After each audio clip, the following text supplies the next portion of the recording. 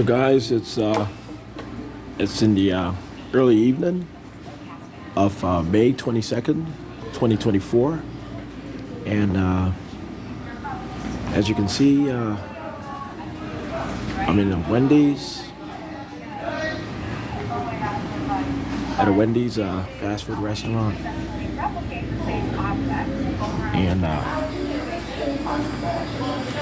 yeah, so I did author and publish my most recent work paper, and it's on essentially it's the legal and political tenets on the Fifth Amendment of the United States Constitution, the Constitution of the United States, and yeah, it's another impressive paper. I'm pretty sure it is. I'm pretty sure it's exceptional, and when it comes to in all honesty, when it comes to protecting human and constitutional rights, or constitutional and human rights per se, when it comes to protecting civil rights, civil liberties, doctrines on progressive ethics and integration and so forth, it's in preparing for integration and so forth, it's unbreachable. It's unbreachable as advanced and protective. So I've worked hard on working on these things for such a long time that even when I only have a few hours to get something done, to write up a work paper or work report, since I've worked on it for decades, I do know what I'm speaking of. I do know what I'm writing on, and I don't need too many. I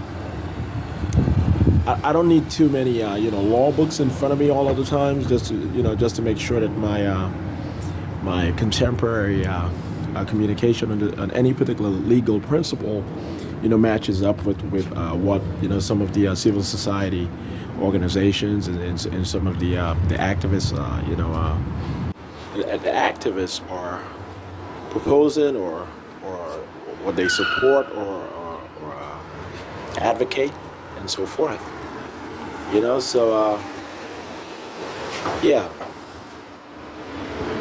Yeah, so I did publish it, and the work paper, and it's certainly published on script.com.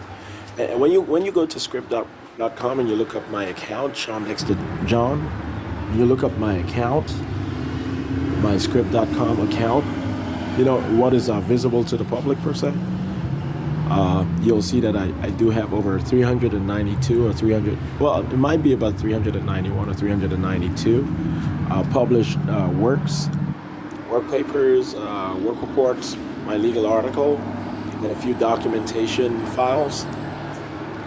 But so it's at the point of I think 391 or 392. By the end of the month, I should be able to get to at least.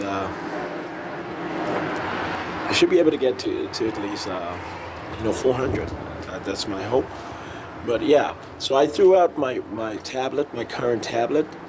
I'm gonna have to get a new tablet, multimedia tablet, smart tablet, on on the 1st or 2nd of June, and the first week of June. So I'm pretty sure of it. So, but I still can use my other multimedia devices, obviously.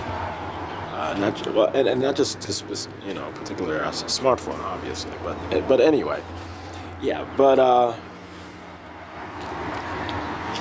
I'll continue to write, I'll continue to author, and I'll continue to publish work papers on the first 10 amendments of the United States Constitution, and I might actually write on a few additional amendments of the United States Constitution, those which are essentially worth me articulating when it comes to human and constitutional rights, civil liberties, integration, indoctrination,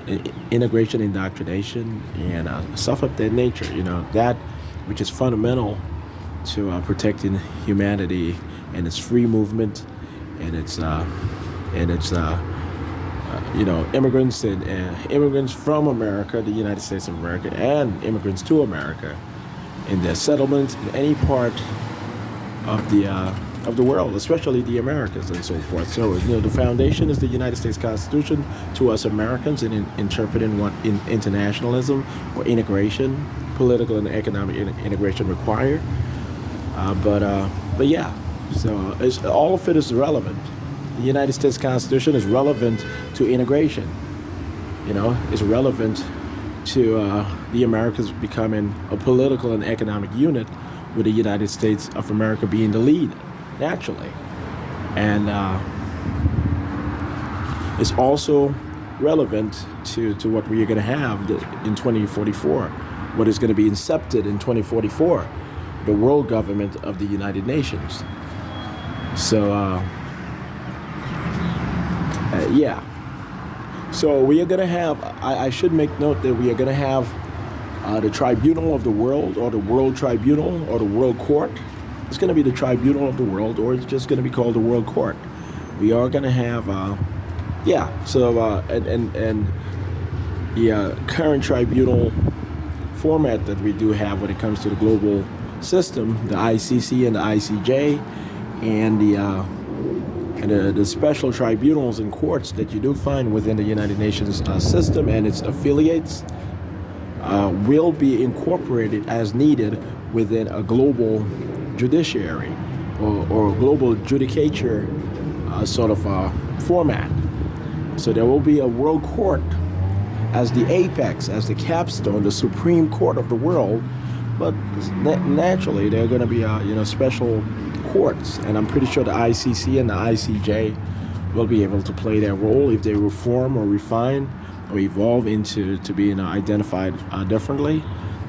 They will be able to support their foundation, and whatever it evolves to becoming, the successors will support the World Court, the tribunal of the world. Okay? So we are not wasting our time at all. Contemporary times are not just corresponsive to a nation state and alliances and military alliances. That's not gonna hold up for much longer. Meaning, just that particular perspective is not gonna hold up for much longer. So yeah. So what else am I gonna have to speak on? Well, I'm gonna publish this video recording on YouTube right away, and I'm gonna have it referenced over to my Facebook account. I did receive word from LinkedIn that my LinkedIn network will be up and running again, as it was. It'll be up and running again. I'm pretty sure my LinkedIn account. That's what I saw on the update. So maybe in a day or two, I'm not too sure. I'll have re-access to my LinkedIn account. Nothing is gonna change in there. I'm sure of it. But yeah. So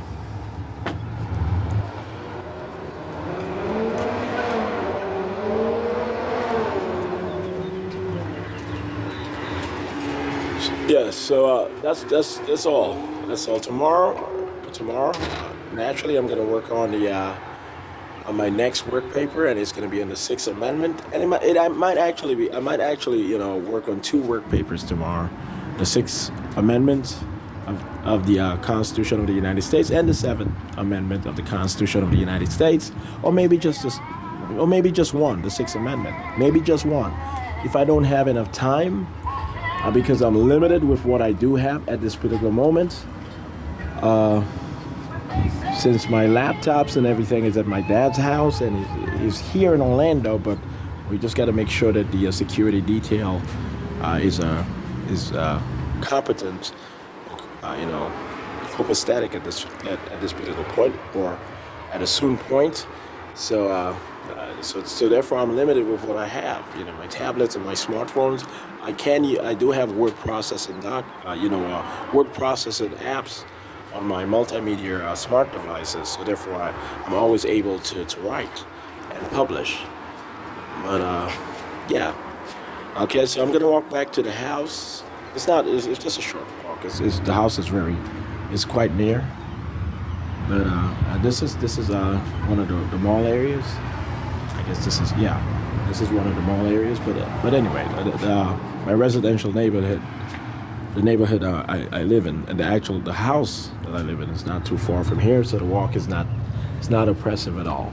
But anyway, I'm gonna walk back to the house, and so this is coming to an end. You know, this field audited and reported and sending, authoring and publishing my work papers, and being inspired by the human condition.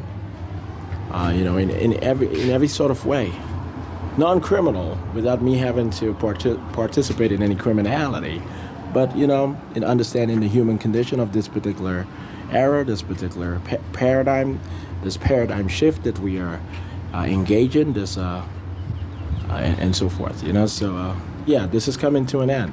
I'm ready for my transformation into being of my corporate identity, which is now being nominalized, in the process of being nominalized. Khaled Sundiata Hassan. So I'm pretty sure by July or August, and I'm not lying at all, okay? Not miscommunicating at all. So, but by July to August 2024 this year, meaning within a month or two, I expect to be able to have my transformation and get my not acquire, it's already my identity. I'm pretty sure of it, we made sure of it. But I will be able to nominalize my identity, my alias, my secondary identity, my alias, Khaled Sundiata Hassan, as my primary alias or identity. I will be noted as being Shawn Dexter John, my original identity in this particular lifetime within CIA and INTERPOL agency portals, employee or contractual portals and databases,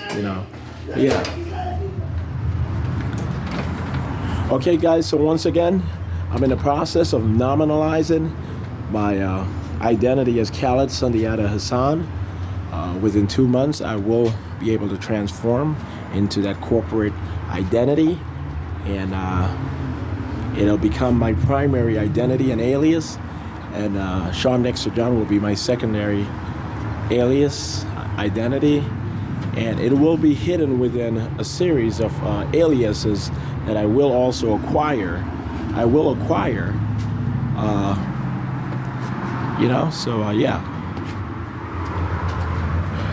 Just for security reasons, and to make sure that my households, my kids are protected in being the focus of the Central Intelligence Agency training programs. Okay, so once again, I'm going to have multiple. My identity, my primary identity, will be Khaled Sundiata Hassan.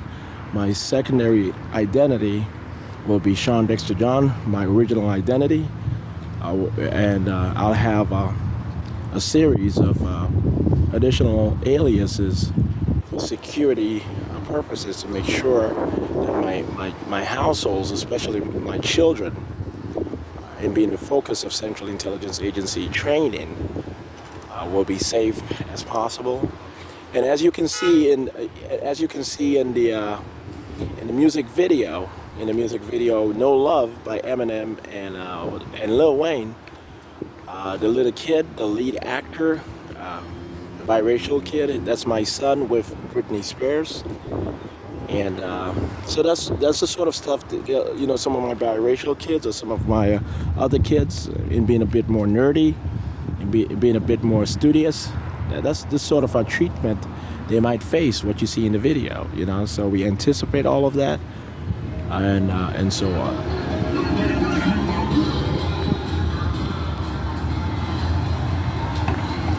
Okay, so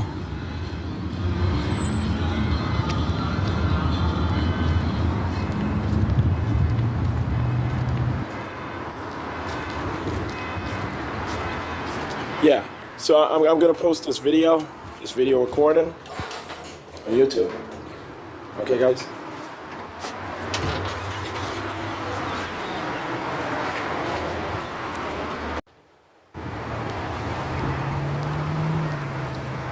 As you guys can see,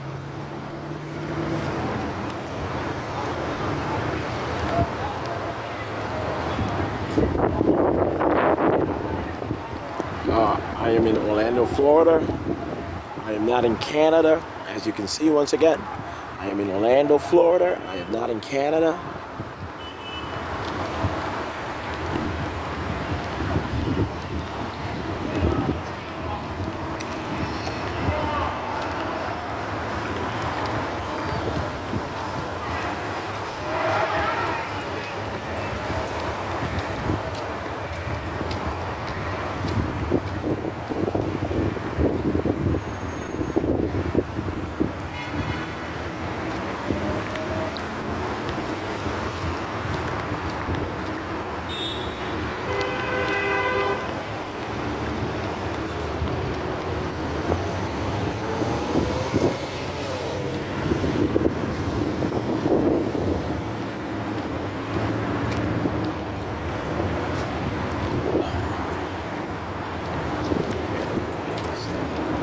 Oh.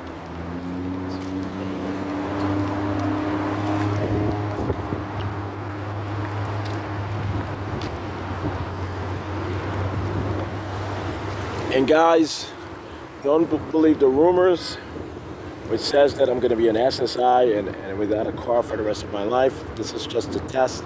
What I provided is accurate.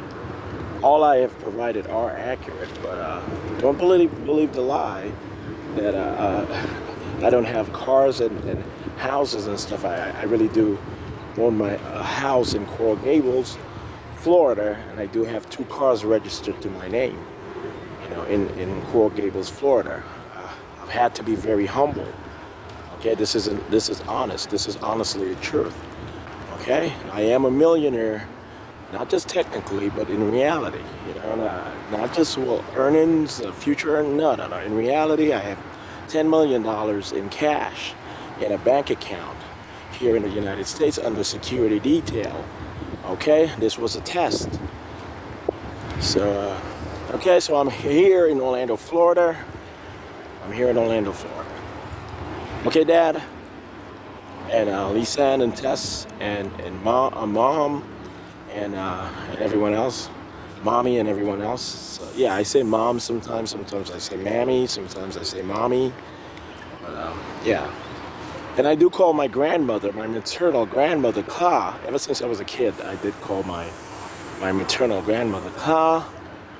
That's what the agents always told me. The Mormon Church missionaries and the agents, they always told me to call her Ka for security purposes. And I do call my grandmother in Antigua and Barbuda, my paternal grandmother, Mama. So or maybe once in a while I might have said Granny or Grandma in referring to my grandmothers, but it's usually Cla and Mama, so that's what I grew up saying. I grew up calling my step grandparents Al and Joyce and Al and Joyce and so forth, so it's unusual to folks, but not in the Central Intelligence Agency. And yes, the movie with Ben Stiller and the movie series with Ben Stiller and Robert De Niro, that was about our family, okay, for the most part, even though we are not white in this particular lifetime, but it is about us. I'm pretty sure initially it was not understood that we are African American, but I'm pretty sure everyone within our circle at this particular point, everyone within our circle at this particular point are certain that I am African American of Caribbean birth, and that my family, for the most part, my core family that I grew up with, they are black African American, so Afro-Caribbean and traditional African American, but African American in general. Okay, all right, guys.